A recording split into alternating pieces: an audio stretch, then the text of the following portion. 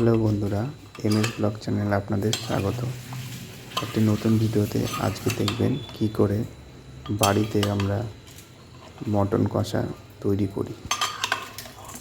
Mutton কষা তৈরি করতে মটনের সঙ্গে বিভিন্ন মশলা রেডি করে একটি প্রেসার কুকারে আমরা প্রথমে ম্যারিনেট করে নিয়েছি।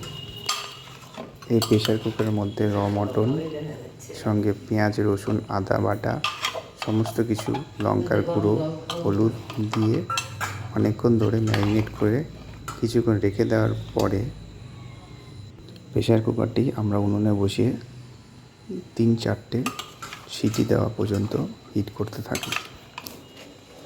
প্রেসারে কিছুক্ষণ সিদ্ধ করার পরে সেই সিদ্ধ মটনগুলো আমরা কড়াইয়ে ঢেলে নিই। প্রেসার কুকার থেকে কিছুটা সিদ্ধ হওয়া মটনগুলো আমরা কড়াই ঢেলে নিয়ে পুনরায় সিদ্ধ করতে থাকি। এইভাবে আমরা মটন কষা প্রিপেয়ার করছি, ভিডিওটিতে দেখতে পাবেন।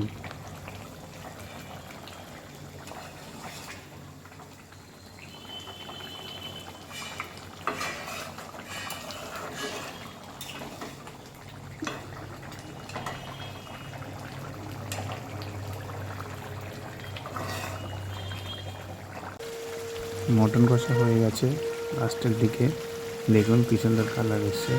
ভিডিওটি ভালো লাগলে অবশ্যই লাইক, শেয়ার, কমেন্ট করবেন।